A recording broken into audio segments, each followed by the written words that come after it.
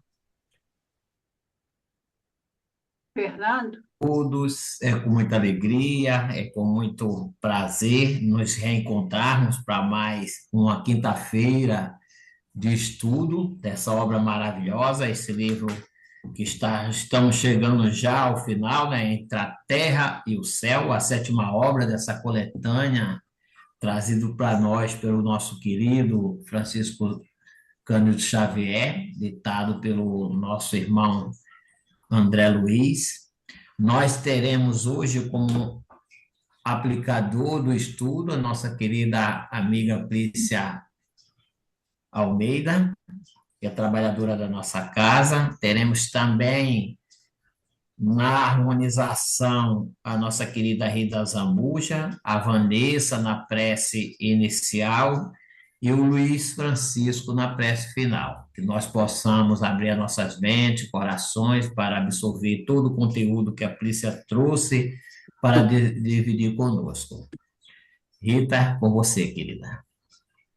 Boa noite, do livro Minutos de Sabedoria, número 1. Não critique. Procure antes colaborar com todos sem fazer críticas. A crítica fere e ninguém gosta de ser ferido. E a criatura que gosta de criticar, aos poucos se vê isolada de todos. Se vir alguma coisa errada, fale com amor e carinho, procurando ajudar. Mas, sobretudo, procure corrigir os outros através de seu próprio exemplo. Que assim seja. Vamos orar, meus irmãos. Pai amado, de infinita bondade, te agradecemos pela oportunidade de estarmos aqui reunidos hoje. Nos auxilia durante o estudo. Ilumine nosso facilitador desta noite. E a tudo, Pai, te damos graças. Que assim seja, graças a Deus. Obrigado, Vanessa. Obrigado, Rita. Plícia, minha amiga, é com você. A palavra é sua. Ah, consegui. Tá bom. Boa noite, gente. Aqui, primeiramente, eu quero agradecer, né, a oportunidade de estar com vocês aqui, né, de poder. Acho que a principal beneficiada normalmente é a gente, né, que trabalha como facilitadora, porque a gente acaba estudando mais, né, lendo um pouco mais e isso acaba sendo um instrumento de conhecimento para a gente, né. E eu gostaria de agradecer o convite. Francisco vinha chamando assim há muito tempo, né?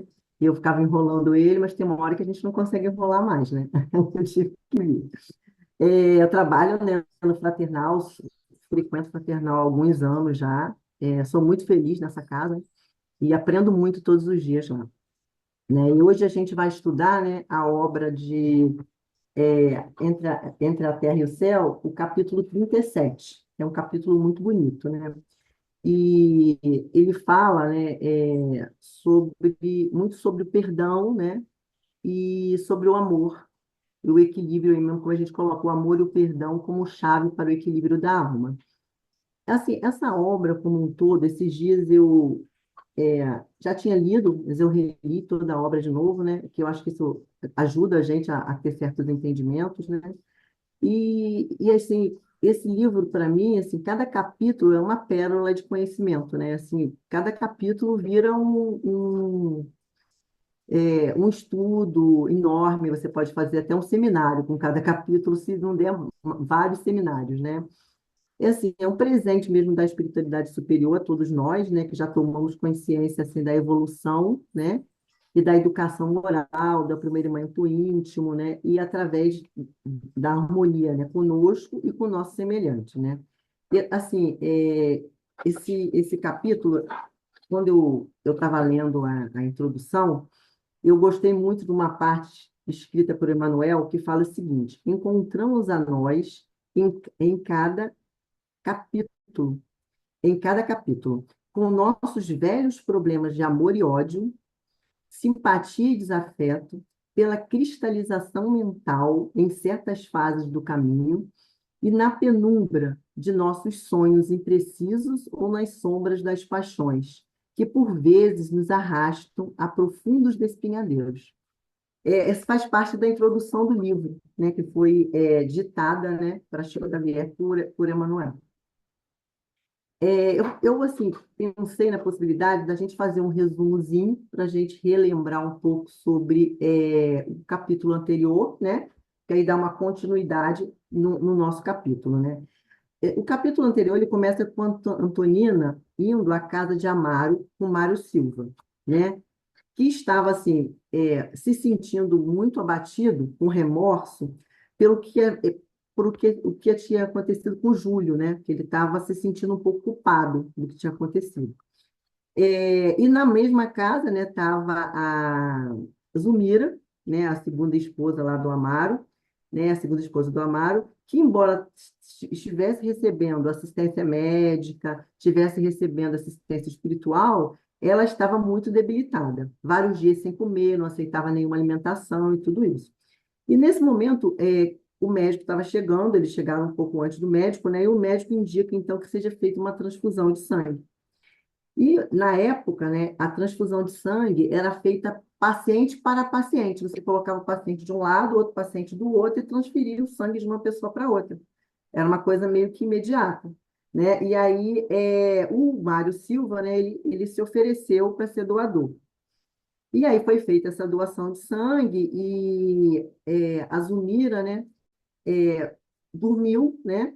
E que durante esse processo também recebeu, depois da transfusão de sangue, ela recebeu passes de reconforto, passes magnéticos, né, de reconforto, né? E, ao mesmo tempo, o ministro orientou Odila, né, que fosse a casa da bênção, né? E que na casa da bênção ela fosse preparasse o Júlio para receber a visita da mãezinha, né? É, a Izumira, né, nesse mesmo momento, ela acorda, né, admiravelmente lúcida e seu olhar falava-nos da ansiedade material. E ela foi levada pelo grupo de trabalhadores do mundo espiritual, né? Eu só fiquei um pouco na dúvida se ali estaria Clarencio e André ou se o Hilário estaria junto também. Isso não me ficou muito certo, mas na foto me parece que não, né? Parece que é na história aí só aparecem realmente os dois, André Luiz e o ministro, né? Zulmira, então, foi levada por esses espíritos, né? Para ela volitou, né? Só que ela estava tão anestesiada, tão fora de si, que ela não percebeu nada que estava acontecendo. Foi retirada, os espíritos, né? Os espíritos que estavam cuidando dela levaram ela lá para a casa da bênção, né? E ela foi volitando, né? e ela nem percebeu isso. Ela parecia insensível para aquela maravilha refulgente de luz, flores de rara beleza, que envolvia a estrada em suave perfume, né? É, ela foi levada por eles, né? E lá, levitando até o lar da bênção, mas só que na sua tela mental ela só tinha a imagem do filho. É o que a gente fala da cristalização. É que eles falam da cristalização. Aí o que que acontece? É, o menor, então, aí parecia que a cabeça dela estava cristalizada, né? O pensamento dela, ela só ficava ali. Isso acontece muito com os suicidas, né? No pós o momento que acontece o suicídio, né? Eles ficam um pouco cristalizados ali naquilo e aquela imagem fica repetindo na cabeça deles. E isso era mais ou menos o que estava acontecendo, porque a Zulmira, né? Ela estava num momento de muito sofrimento pela perda do filho. Aí o que acontece? Aí ela vai ser levada até lá. Chegando lá, ela é levada ao berçário. O menor estava no berçário e estava sonolento, sob cuidados, então, de Odila e Glandina. E Zulmira, quando ela viu o filho, ela ficou tão emocionada, né, que ela quis se atirar sobre o filho. E ela foi advertida, né, pelo ministro Clarencio, de que ela não deveria fazer isso, que o menino estava adormecido, que estava no momento de refazimento. Então, o que que acontece?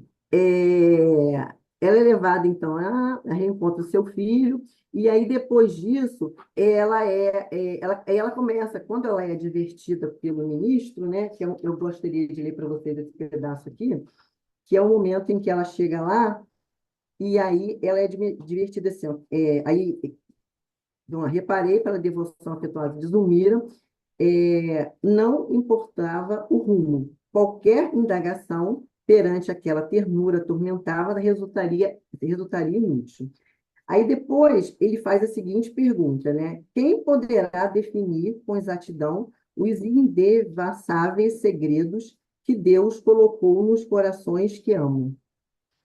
Aí, quando penetramos no berçário, né, esse pedaço que eu falei para vocês, onde o menino repousava sob a abnegada vigilância, Odila e Blandina, a sofredora mãezinha tentou arrojar-se sobre a criança sonolenta, sendo delicadamente advertida por nosso orientador, que sustentou o paternal e disse o seguinte: Zulmira, não perturbes o pequeno, se o amas.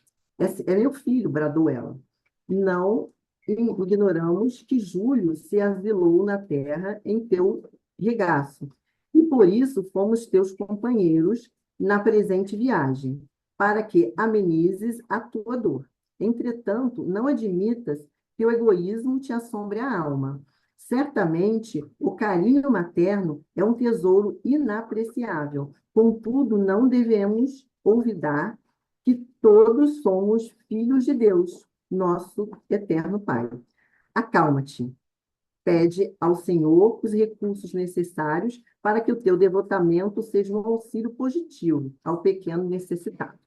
Então, com essa passagem aqui, a gente vê o seguinte, que é a importância do amor materno, né? A importância e a dedicação, especificamente ele fala da mãe, lógico que a gente sabe que tem a importância da mãe e do pai, mas aqui especificamente ele estava falando da mãezinha, né?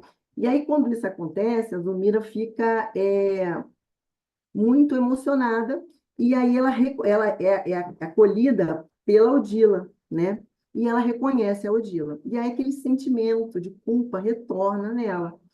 E aí, com esse sentimento de culpa, o que que acontece? Ela começa a chorar, mas ela é acalentada pela Odila, né?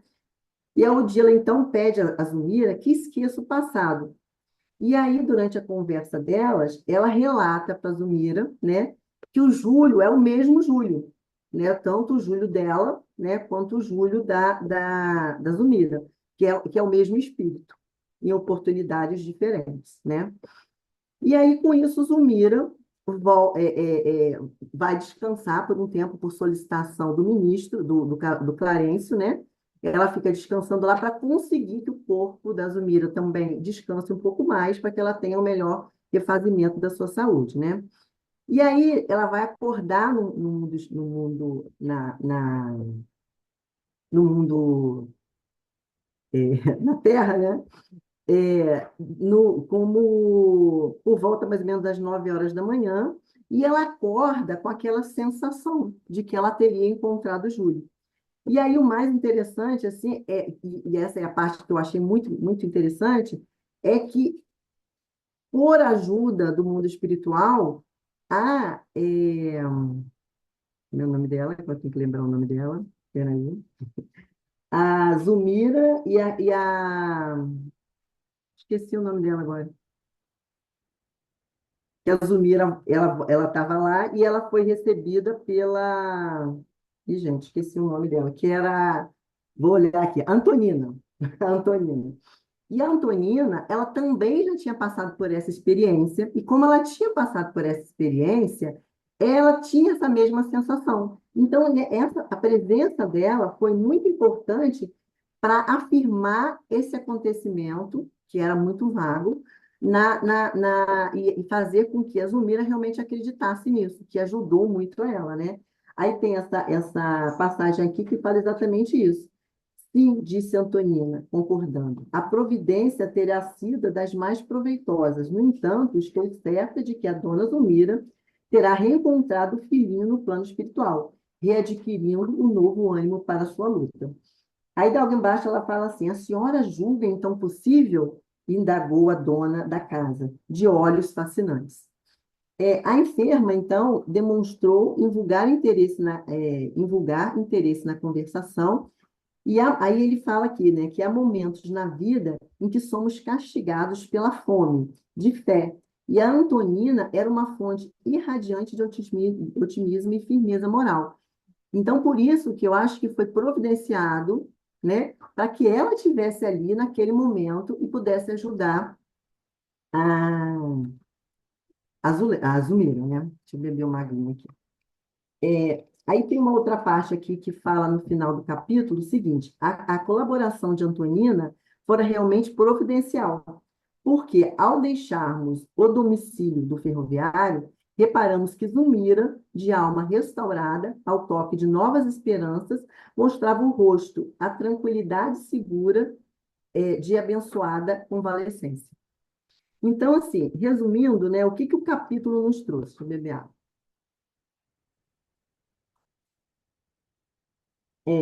Zulmira, então, é levada, né, ao lar da bênção durante o sono físico. Ocorre o reencontro, não bem o reencontro, né? Ela vê o filho dela desencarnado, dormindo, sendo cuidado, né? Naquele momento houveram reconciliações, né? Ela conseguiu se reconciliar e estar junto e ser acolhida, né? Pela Odila, né? E quando ela retorna em reajuste, né? Ela volta ao equilíbrio aos poucos, isso vai acontecer, lógico, né? Através do amor e do amparo espiritual. Então, assim, é importante essa parte do apoio de um ao outro, e é importante também como tudo acontece, assim, o mundo espiritual às vezes precisa ajudar um para que aquele um ajude o outro. Então, é uma coisa muito bem planejada, como a gente sabe, né? Então, vamos lá. Então, contextualizando, né, o capítulo, né, a gente vê o seguinte, que, aliás, vamos fazer o seguinte, vou fazer uma coisa antes, vamos falar um pouquinho sobre a definição de reajuste, tá? A definição de reajuste eu procurei no Google, né? E procurei em alguns lugares, né? Quando a gente procura o que é reajuste, ele te dá uma definição, é reajuste de salário, reajuste de pagamento, né? E quando você coloca assim a palavra reajuste espiritual, aí ele coloca que o reajuste espiritual seriam aprendizados para a vida diária, né? E fala que na espiritualidade, o reajuste são conceitos complementares. Reajuste é o processo de correção e harmonização de desequilíbrio do passado, como conflitos ou erros de vidas passadas. Então, assim, mostrando para a gente essa definição que a gente já conhece, né?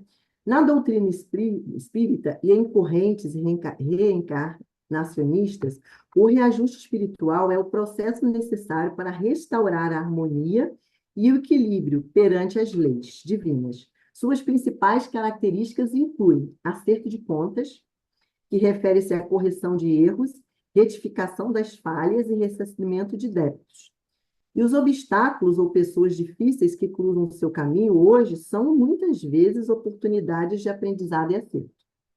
A lei de causa e efeito, todo o efeito tem uma causa. A expiação ou desafios da vida atual são compreendidos como medidas de reajuste perante erros cometidos em existências anteriores. E a reencarnação. O renascimento é um mecanismo que permite ao espírito trabalhar e aprender novamente, tendo chance de consertar atitudes e evoluir. Então, assim, isso não foi tirado de nenhuma obra básica, isso foi retirado da internet, tá? Então, mostrando, assim, que esses conceitos, né, eles já estão disseminados, né? As pessoas já têm acesso a essas coisas, né? E agora nós vamos contextualizar um pouquinho esse capítulo, né? E vamos começar a falar um pouquinho sobre o sono e o desdobramento espiritual, que foi o que aconteceu com a Odila, né? Ela, é, na realidade, no capítulo, Zulmira é levada ao lar da bênção, enquanto seu corpo físico dorme para refazimento. Então, isso a gente consegue achar especificamente no livro do Espírito, o livro dos Espíritos, no capítulo 8, onde se fala da emancipação das almas, nas questões sobre as visitas espíritas entre pessoas vivas e da transmissão oculta de pensamento, que vai do 413 ao 416, né? Mas eu vou ler com vocês só uma pequena passagem aqui que eu achei assim. A gente vê na obra básica aquilo que estão nas obras auxiliares, né?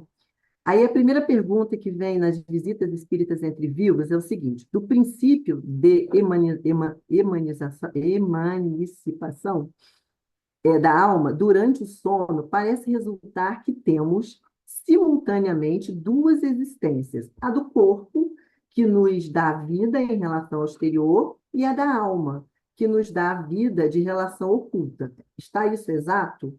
Aí eles respondem para a gente: não. No estado de emancipação, a vida do corpo cede lugar à da alma, mas não existe, propriamente falando, duas existências. São antes duas fases da mesma existência, porque o homem não vive de maneira dupla. Aí ele fala o seguinte, a outra pergunta que é a 414, né? Duas pessoas que se conhecem podem vir a se visitar durante o sono? Aí ele responde, sim. E muitas outras que pensam que não se conhecem, se encontram e conversam. Podes ter, sem que o suspeite, amigos em outro país. O fato de visitardes durante o sono amigos, parentes, conhecidos, pessoas que vos podem ser úteis e tão frequentes que as realizais quase todas as noites. Aí, na 415, ele fala o seguinte: qual pode ser a utilidade dessas visitas noturnas? Então, assim, achei bem interessante. E mais outra coisa, se a gente não recorda dela, qual a utilidade? Né? Ordinariamente, ao despertar, resta uma intuição, que foi o que aconteceu com Odila, né? E também aconteceu com a Zumira. Resta uma intuição, que é quase sempre a origem de certas ideias, que surgem espontaneamente, sem que se possa explicá-la, e não são mais do que ideias auídas naqueles colóquios. Ou seja, na realidade, muitas vezes a gente vai dormir com um problema, ou aborrecida com uma pessoa, ou chateada com alguma coisa do trabalho, e o que a gente deve fazer, né? A gente deve entregar essas coisas na mão da espiritualidade e pedir ajuda, né? Pedir que a gente possa ser intuído, né? E isso normalmente, quando a gente acorda no dia, muitas vezes a gente acorda com a solução, e a gente acha assim, olha, eu sou um gênio, né? Já acordei com a solução do meu problema. Mas muitas vezes acontece exatamente dessa forma aqui, se não na maioria das vezes, né? E a última pergunta aqui que eu vou ler para a gente é o seguinte: o homem pode provocar voluntariamente visitas espíritas? E pode, por exemplo, dizer ao adormecer: vou visitar fulano e vou dizer para ele tal coisa. Aí ele diz o seguinte: eis que se passa, o homem dorme, seu espírito desperta, e o que o homem havia resolvido, o espírito está muitas vezes bem longe de seguir. Porque a vida do homem interessa pouco ao espírito, quando ele se liberta da matéria. Isso pode os homens já bastante elevados, pois os outros passam de maneira inteiramente diversa a sua experiência espiritual, entregando-se às paixões ou permanecem em inatividade. Então, na realidade, ele diz o seguinte: isso pode até acontecer, mas normalmente a pessoa vai estar mais espiritualmente, numa existência espiritual um pouco mais elevada, né? Então, isso pode acontecer, mas normalmente não é pela sua decisão, né? Pode acontecer porque já era uma programação e de repente você estava intuído a isso, né?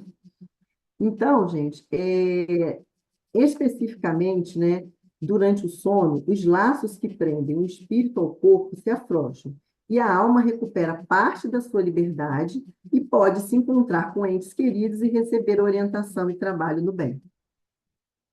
Então, a gente pergunta assim: como os desdobramentos pelo sono ajudam nas doenças da alma? Exatamente dessa forma, né? A gente recebendo orientações, recebendo orientações, encontrando com pessoas que a gente precisa resolver alguma dificuldade, algum problema ocorrido, algum desentendimento, né? E muitas vezes também porque você ali recebe orientações, intuições e tudo isso, né? Por isso a importância, né, de um bom sono, né? Por isso que a medicina diz tanto isso para a gente, a importância da gente dormir bem, né? Que o sono, ele não serve só para o descanso do corpo, mas ele é o momento em que a alma busca o remédio e forças no plano espiritual. E quando a gente fala desses remédios, né, esses remédios, na realidade, eles podem funcionar assim, como ele reeduca a nossa atividade mental, ele é a única forma capaz de alterar o rumo dos nossos pensamentos, né? Lógico que depois de Deus, né? E a aceitação para sermos auxiliados. Porque muitas vezes, se a gente estiver acordado e a pessoa, o nosso guia, ou uma pessoa tenta passar aquela informação para a gente, até mesmo de forma intuitiva, a gente pode não aceitar.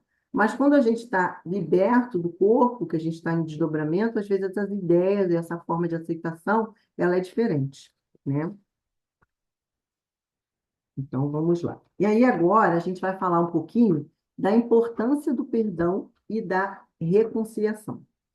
O encontro entre Zulmira e Júlio, né, e de vários dos personagens deste maravilhoso e rico livro, serve para apagar mágoas e reajustar o passado.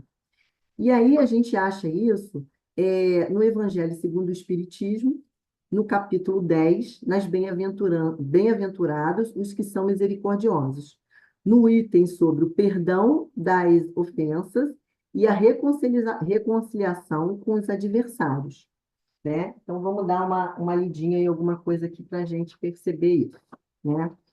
Então, aqui, a gente vê no capítulo 10 o seguinte: perdoai para que Deus vos perdoe.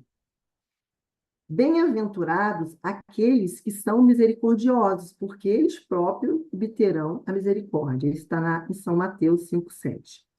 Se perdoardes ao homem as falhas que eles fazem contra vós, vosso Pai vos perdoará também vossos pecados. Mas se não perdoardes aos homens, quando ele vos ofende, vosso Pai não vos perdoará vossos pecados.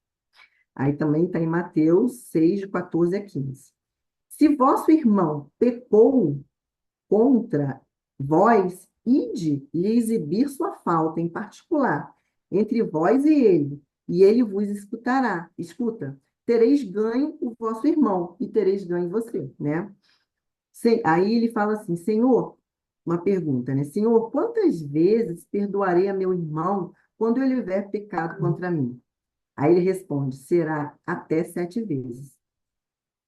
Será até 7 vezes? Aí ele responde, Jesus responde: eu não vos digo até 7 vezes, mas até 70 vezes 7 vezes, né? E aí ele fala que a misericórdia é o complemento da doçura, porque aquele que não é misericordioso não saberia ser brando e pacífico. Ela consiste no esquecimento e no perdão das ofensas. O ódio e o rancor denotam uma alma sem elevação nem grandeza. O esquecimento das ofensas, ele é próprio da alma elevada, que está acima dos insultos que se lhes pode dirigir. Uma é sempre ansiosa, de uma suscetibilidade desconfiada e cheia de fel. A outra é calma e cheia de manusietude de caridade. Então, assim, a gente entender a importância, né, da gente tentar sempre se colocar no lugar do nosso irmão, né, e tentar perdoar, porque a gente também é falho, então a gente também comete os erros. Então, e é claro, se a gente não pode perdoar, porque o Pai deve nos perdoar, né? A gente essa semana estava na nossa reunião do GIFA, né? E a gente leu essa passagem, né? E aí a gente ficou pensando, né? Como é dito também no Pai Nosso, né? Como é difícil, não é fácil, né? Mas a gente precisa trabalhar dia a dia essa possibilidade, né, do perdão, da compreensão, do entendimento, né, de se colocar no lugar do outro. E aqui fala depois do reconciliar com os adversários. Reconciliai-vos o mais depressa com o vosso adversário, enquanto estáis com ele no caminho, para que o vosso adversário não vos entregue ao juiz e que o juiz não vos entregue ao ministro da justiça e que sejas aprisionado. Eu vos digo em verdade que não saireis de lá enquanto não houveres pago até o último óbolo, ou seja, o último centavo. Ou seja, a gente precisa diminuir, porque como a gente lê nesse livro, né, como essas pessoas tiveram que passar por coisas, né, tiveram que ir e voltar, como é o caso do Júlio, né, pela dificuldade do entendimento do que havia acontecido com ele, a necessidade que ele tentou o suicídio pela primeira vez, tentou o suicídio pela segunda vez, que foi quando ele conseguiu o êxito, e quando ele voltou para essa vez, ele já voltou com a gente sabe que ele iria morrer numa maternidade, né? Voltou novamente para morrer novamente numa maternidade, para que ele tivesse uma cura, né? Para que ele conseguisse sim ter uma nova oportunidade, para que ele conseguisse ter a sua resgate e retorno à sua evolução, né? Então, assim, na prática do perdão e na do bem em geral, mais do que um efeito moral, há também um efeito material. Sabe-se que a morte não nos livra dos nossos inimigos. E os espíritos vingativos perseguem frequentemente com seu ódio, além do túmulo, aqueles contra os quais conservaram rancor. Por isso, o provérbio que diz morto animal, morto veneno, é falso, quando aplicado ao homem. Então, assim, a gente sabe que vai ter, né, que fazer a gente não fala nem pagamento, né, a gente vai ter que fazer um resgate, né, até o último centavo. Tudo que a gente fez, a gente vai ter que resgatar, né? Então, vamos lá. Agora, seguindo, né, o Espiritismo mostra que o perdão não é apenas um dever moral, mas uma necessidade de higiene para a alma.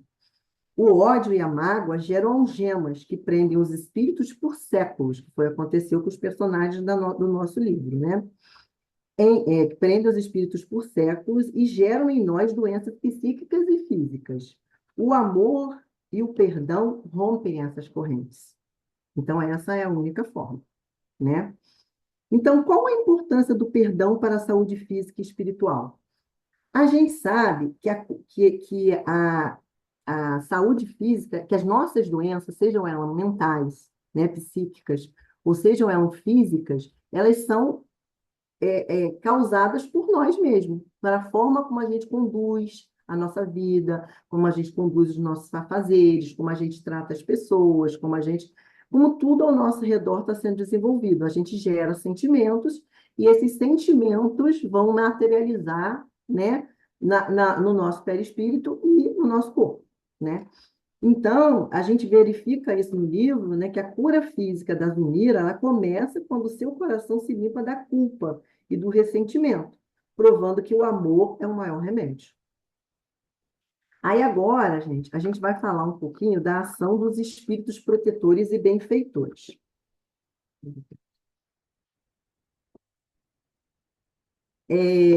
Que seria aqui nosso terceiro item, né?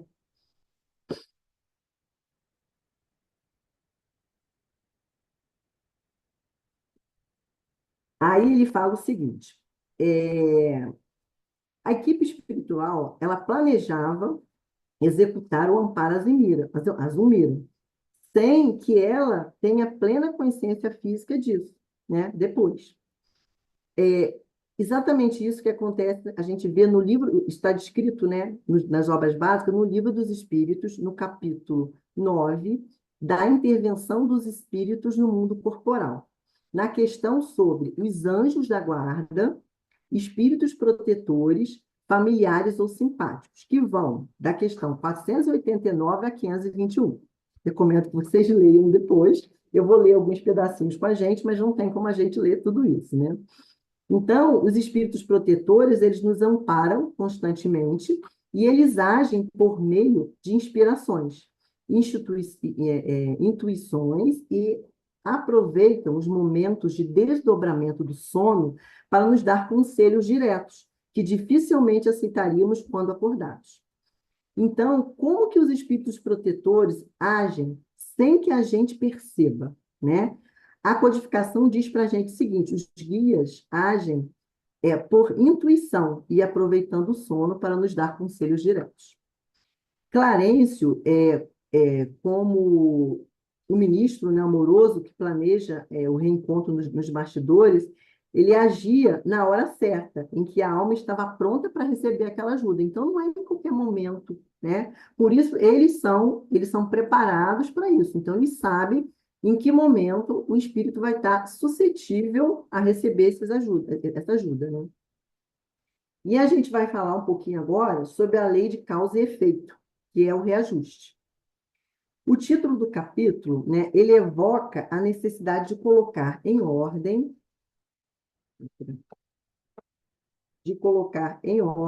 as contas do passado perante as leis divinas. No Céu e Inferno, na primeira parte, no capítulo 7, a gente tem o Código Penal da Vida Futura. São 33 leis que nos orientam sobre o arrependimento, sobre a expiação e sobre a reparação, né? Então, ele deixa claro que a alma, né, Kardec nos explica, né, nas obras, né, que ele deixa claro que a alma sofre as consequências de suas falhas, até que se repare e se modifique. O reajuste não é uma punição de Deus, né? Mas um mecanismo natural de aprendizado e evolução através do amor. Então, assim, a gente aprende com os nossos erros, aprende com as nossas dores, né?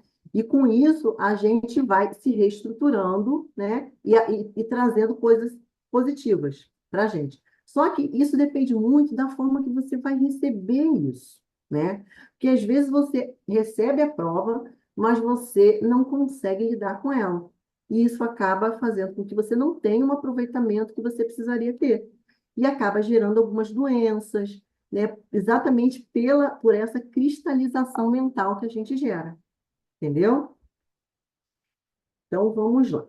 Aí, seguindo, gente, vamos passar aqui o slide. O que significa o reajuste espiritual?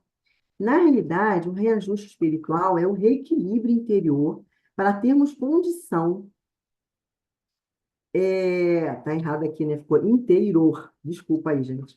O reequilíbrio interior é para termos condições de entender e processar o arrependimento e o perdão. Porque se eu não consigo processar essas coisas, eu não consigo fazer com que aquilo venha para mim de forma positiva. Que eu consiga usar aquilo que aconteceu para crescer, para evoluir, né? Para aprender, para passar por determinadas conquistas, né? Para vencer determinados vícios e passar por determinadas conquistas que eu vim para fazer nessa reencarnação.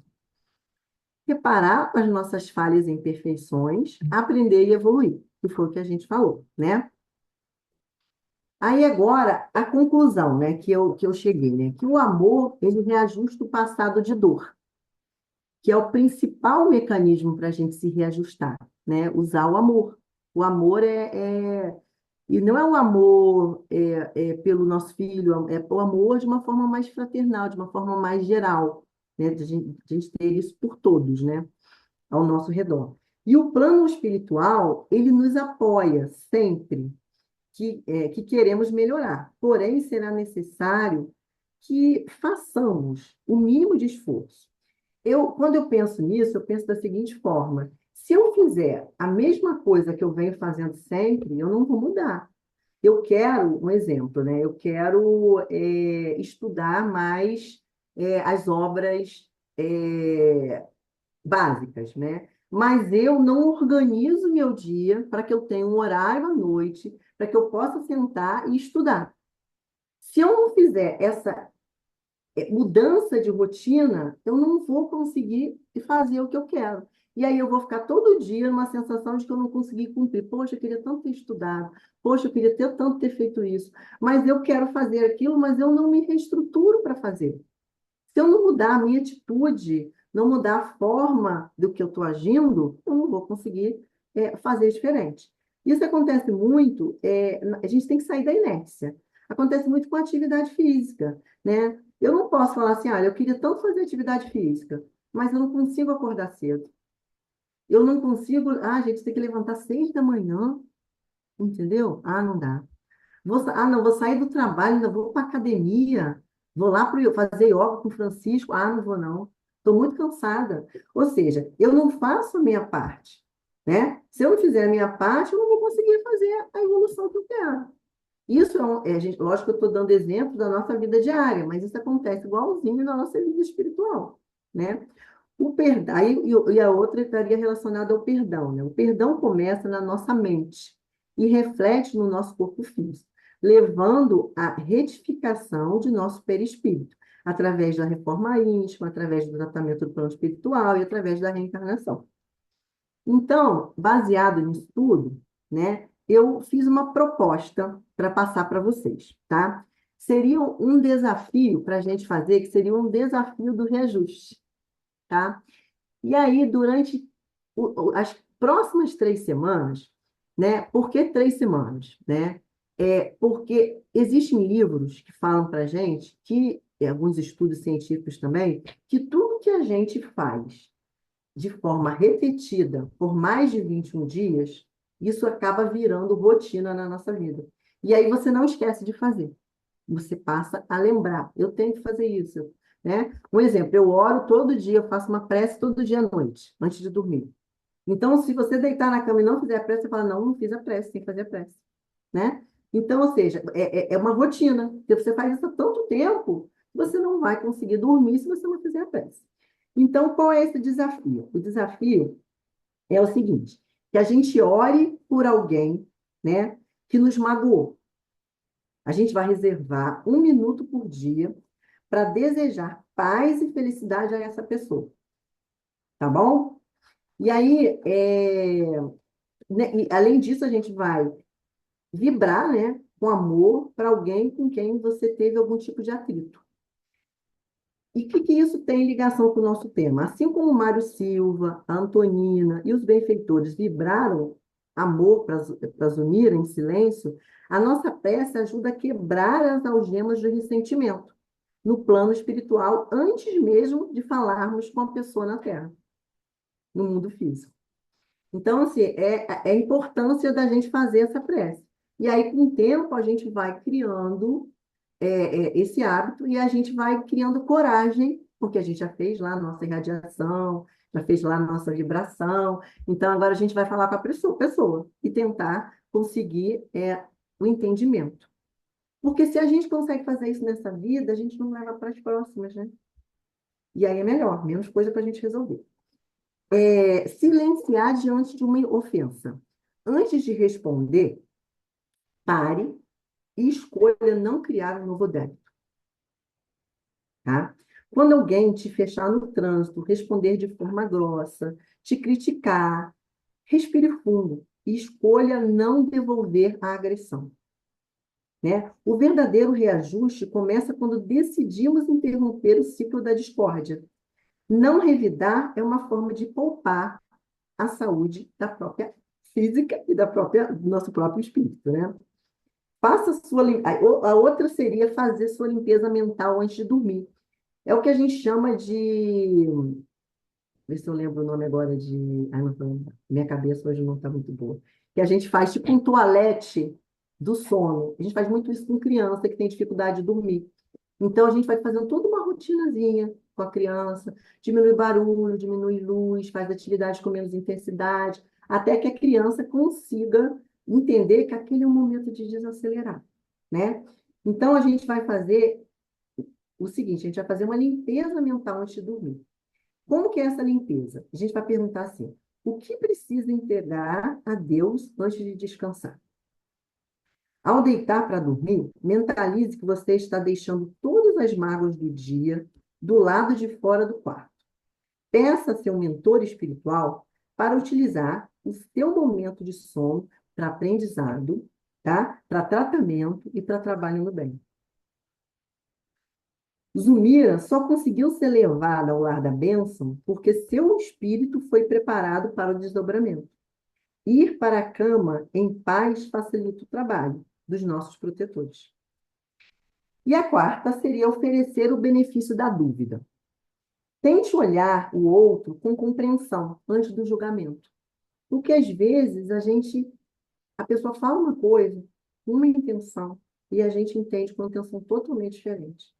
Isso porque nós temos mapas diferentes, nós temos vidas diferentes, a gente tem famílias diferentes, a gente vem de escolas diferentes, a gente às vezes de países diferentes, de municípios diferentes, a gente tem costumes diferentes. Então, às vezes, a forma de uma pessoa falar, para a gente parece agressivo, mas é dela, porque ela aprendeu assim, a família dela fala assim, entendeu? Então, ela, quando fala daquela forma, ela não está querendo agredir. Ela está só fazendo o que ela sempre faz, né? Então, quando alguém errar com você, tente pensar, essa pessoa deve estar passando por um dia difícil. Ou ela ainda não sabe agir de outra forma. Kardec nos ensina que o perdão verdadeiro é aquele que compreende a fraqueza do outro. Diminuir a nossa exigência sobre a perfeição alheia torna o perdão muito mais fácil. Tá? E o convite final, né, para a gente finalizar e a gente trocar umas ideias, vocês conversarem comigo e me ensinarem um pouquinho também, é o seguinte: vai ficar um convite, escolha uma pessoa para perdoar, escolha uma atitude para mudar, e antes de dormir, faça esta pergunta: hoje eu criei paz ou aumentei conflitos? Que possamos reajustar nossos sentimentos hoje para colhermos paz amanhã. O perdão é a higiene da alma. Obrigada por me ouvirem. Espero que tenha ajudado vocês. Lícia, você sai agora do PowerPoint. Vamos lá, vamos tentar sair aqui agora. Stop. Pronto, saiu. Obrigado, Lícia, pelas reflexões que você trouxe. Temos aí 13 minutos para que nós possamos conversar com a Lícia do jeito que ela nos convidou, né? Quem esteja a falar é só abrir o microfone.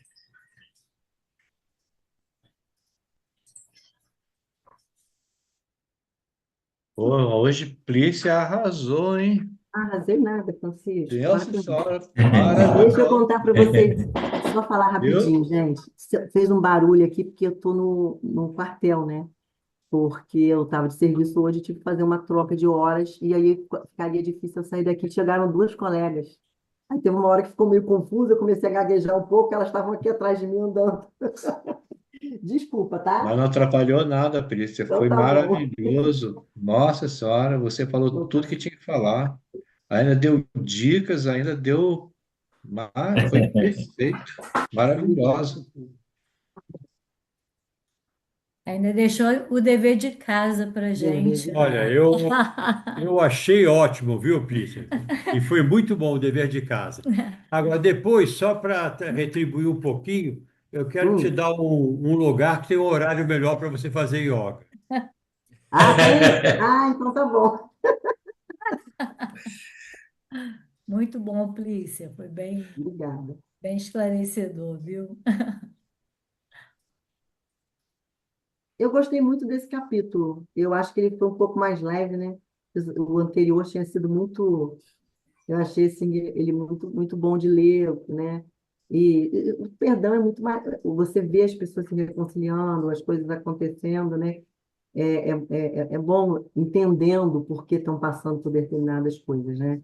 Eu falo que, assim, eu sou uma pessoa antes e eu sou uma pessoa depois que eu comecei a estudar o Espiritismo e a viver, tentar viver o Espiritismo, né? Porque a gente tem que tentar, né? Porque, assim, é muito mais fácil a gente entender determinadas coisas e entender que a gente não é vítima só, né? Que a gente está ali passando porque a gente tem que passar, através das nossas escolhas, né? Eu acho que esse entendimento deixa a nossa vida, a nossa alma muito mais leve. Eu, pelo menos, me sinto assim. As responsabilidades aumentam, né? Eu Eu acho acho que o que, na seu estudo de verdade, hoje, esse. Ah, fala, Chico. eu acho que o seu estudo de hoje, Lícia, conversou muito com a palestra do Nicolau de segunda-feira, né? É, Às vezes, né, quando ele fez aquela também técnica, né, às vezes a gente chegava com a pessoa, agredindo a pessoa, falando dos erros dela, falar da nossa satisfação ou da nossa insatisfação em relação a determinado conflito, né? E você pontuou muito bem isso aí, né? Eu acho que essa obra, nesse ponto que nós chegamos agora, ela já está mais light, né? é. Ela já está dando assim um alívio um pouco maior em todas aquelas tensões e sofrimentos que os personagens, os espíritos, encarnados ou desencarnados, vinham passando. Então, a gente sente um alívio maior mesmo, né? Na leitura, no entendimento, e fazendo esse link com o processo inicial até chegarmos aí, a gente percebe justamente a bondade do Pai, né? A gente percebe o quanto é importante a influência dos nossos mentores, dos espíritos amigos que estão sempre a nos auxiliar. Então, a gente tem que realmente o tempo inteiro confiar, né? Então, eu acho que a obra agora nos tranquiliza um pouco mais, mas ainda vem mais coisa aí pela frente.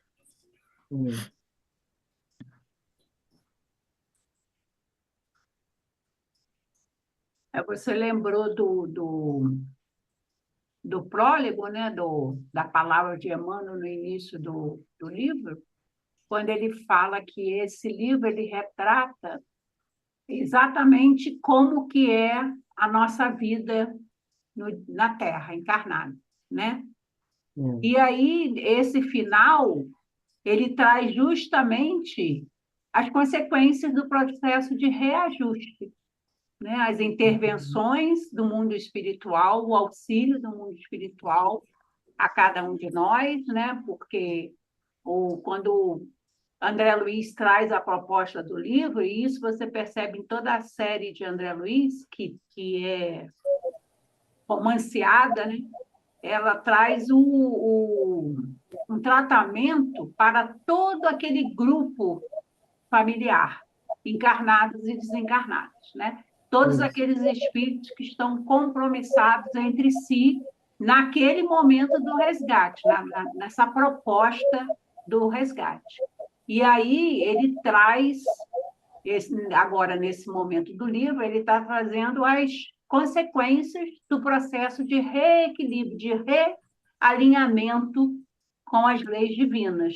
Você trouxe aí o Uhum. céu e o inferno, mostrando exatamente isso, né? Que não existe punição, que existe um necessário reajuste às leis divinas. Né? Exatamente. Então, Você vê que os capítulos, que é um livro mais longo, né, que são 40 capítulos, mas esse final já está trazendo o outro lado, né? Primeiro mostra o processo, as causas e agora as consequências, né? A causa e consequência do desequilíbrio e as consequências do processo de reajuste, quando o Exatamente. espírito, enfim, pega o caminho da porta estreita, né? Por isso que ele traz esse consolo para a gente. Exatamente, essa sensação de que o capítulo é mais leve, né? Sim, porque é o que Jesus nos fala, né? Vinde a mim, todos vós que estáis aflitos e sobrecarregados, que eu vos aliviarei, pois caminhar comigo torna o seu fardo mais leve, o seu jugo mais suave, né? Então, você passou, a gente está vendo que esses personagens eles passaram do processo de arrependimento para o reajuste, e aí eles estão caminhando com Jesus. Quer falar, Luiz Francisco? A sua mediunidade está bem aflorada. Eu não entendi. A sua mediunidade está boa, você ouviu o meu pensamento. Eu quero falar que o que eu também percebi, a Zulmira recebeu um tratamento enquanto, né, que dormiu e houve a emancipação da alma, ela recebeu uma espécie de tratamento. Porque tudo que aconteceu, quando ela acordou, ela acordou melhor fisicamente. Quer dizer, olha só que coisa, né? Quando ela melhora espiritualmente, reflete no corpo físico, porque ela veio mais equilibrada, não se lembrava exatamente, mas ela estava mais equilibrada espiritualmente, né, mentalmente, e aí se refletiu no corpo dela. Ela acordou melhor fisicamente, ela mais recuperada, é isso. É E interessante. eu achei interessante, né, que no livro, a filha da... Como é o nome da menina, gente? Os personagens, é muito nome, né? Eveline. Eveline. É que o livro, ela faz a oração, ela que começa toda a história, né? Eveline. A Eveline responsabiliza toda a melhora dela a transfusão de sangue, né? E aí é que aí vamos lá, porque a Antonina, aí a Antonina vai não acha que ela realmente viu o filho, que ela passou por um tratamento e tudo isso, né? E essa parte que é dita ali. E é bem interessante a gente perceber que as pessoas acham que toda melhora, né, tem a ver. Isso foi muito esclarecedor também naquela seminário que a gente teve com Paulo César. isso, Frutuoso, isso aí. Que ele fala exatamente isso, naquele, que ele contou aquele caso para a gente, né? Da pessoa que estava, que não conseguia se recuperar e tudo isso. Então, a gente vê a necessidade, muitas vezes, da intervenção do mundo espiritual para que a coisa aconteça, né? Mas se nós analisarmos ao micro, né, nem ao macro, constantemente nós estamos ganhando moratória para poder cumprir a jornada, entendeu? Porque se não fosse assim, a gente se desprenderia do corpo muito mais cedo, porque causa um desgaste energético muito desnecessário no decorrer do dia a dia. Você vê que começa o capítulo falando da doação do amaro, né? Do fluido, né? O sangue é fluido vital. E é ali Uhum. onde ele vai receber ali, vai reorganizar, já dá o início da reorganização do centro de força dele, O Luiz, o Luiz Francisco, acho dele que eu não dela. interrompi. Pode falar, Luiz. Mais um detalhe aqui que também é interessante, que tem a ver com o retorno de Zulmira, quando ela está retornando ao corpo, é que ela não se lembra. Isso acontece todo dia, independente da gente ser espírita ou não, né? A pessoa pode não perceber. Mas ela acorda, não lembra exatamente, mas acorda é, com mais paz, com mais confiança, mais esperança. E no livro dos Espíritos fala sobre isso, que a alma esquece grande parte da atividade noturna ao reassumir plenamente o cérebro físico. Mas ela acorda bem melhor do que quando ela retorna melhor com mais paz, com mais confiança, com mais esperança. Isso acontece com a gente, não acontece? Se seguir direitinho, como ela falou aí, da oração, né? E o pensamento elevado, se comportar direitinho durante o dia, mas a gente é tratado durante a noite também, auxiliado espiritualmente. Sim. E Plícia tocou no assunto aí que eu achei muito interessante. Quando eu li, eu fiquei imaginando como que era feita essa transfusão de sangue naquela época, Uhum. né? Como assim? Como Você, que passava do doador para o paciente? de um para o outro. O sangue era passado de um para outro, assim, diretamente. Mas Tanto que não a corria o pessoa risco faz. do paciente sair para o doador, não? Como assim? Passar doença? Ligou direto do doador para o paciente. Não tinha como fazer o retorno, não, voltar para o doador, aquele Eles sangue. botavam um mais alto que o outro. Aí você fazia Ah, o contorno, entendeu? A técnica certinha eu não sei como é, mas o que eu sei é que o sangue era passado direto. E você não tinha todo esse processo que a gente faz. e como é que fazia saber quem que já tinha esse negócio de identificar o tipo de sanguíneo? Nessa época eu não sei se tinha, né? Mas não era, mas provavelmente sim, tanto que ele fala ali que tinha que ligar para o pediatra lá do hospital. Lembra disso que ele fala isso no livro? Que é porque ele era doador, né? Esse detalhe eu não sei não, posso até procurar saber, mas eu acredito que era uma coisa meio na tentativa e erro, né? Que deve ter sido daí que eles descobriram que podia causar transtornos e começaram a entender que tinham que ver qual era o tipo, que na realidade é um antígeno que você tem, né? Olha, cá, porque o meu fechou aqui. É um antígeno que você tem, que é A positivo. Vocês estão me ouvindo? Sim, Sim. então, Ah, tá. É porque o meu computador fechou, agora voltou. É porque, na realidade, quem é A positivo é porque ele tem uma determinada substância que é chamada de A. Quem é B é porque tem uma determinada substância que é chamada de B. É positivo quando você tem um antígeno, é negativo quando você não tem o antígeno. Então, é todo. Mas isso foi vindo com a evolução, né? Antigamente tirava sangue direto das pessoas. O tratamento era muito mais empírico, né? É uma coisa bem diferente. Mas eu vou ver como que era essa técnica direitinho, depois eu conto para vocês. Mas eu sei que era direto, isso eu sei que era. Então, vamos agradecer. Fala, Lena. Não, Vamos agradecer a Plícia mais uma vez, em nome de todo o grupo, e convidar nosso amigo Luiz para poder fazer esse encerramento. vamos encerrar então. Muito obrigado, irmã, aí, pelo estudo que ela trouxe, muito bom. Elevemos o pensamento a Jesus. Senhor Jesus, agradecemos por mais esta oportunidade de aprendizado, de estudo, de reflexão. Que os ensinamentos recebidos, realizados nesta noite, encontrem espaço em nossos corações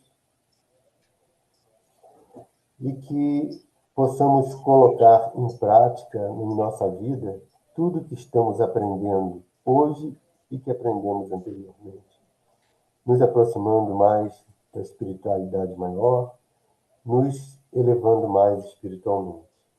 Fortalece a nossa fé, ilumina nossos pensamentos e inspira nossas ações para que possamos caminhar com mais amor, humildade e confiança na direção da luz. Agradecemos aos benfeitores espirituais que nos assistiram nesta noite, que possam continuar nos assistindo e auxiliando a compartilhar essa doutrina maravilhosa, hoje e sempre. Que assim seja. Obrigado, Francisco. Obrigado a todos. Semana que vem estamos com o Jane, que irá estar conosco dividindo o estudo. Boa noite a todos. Boa noite, gente. Obrigada. Tchau, boa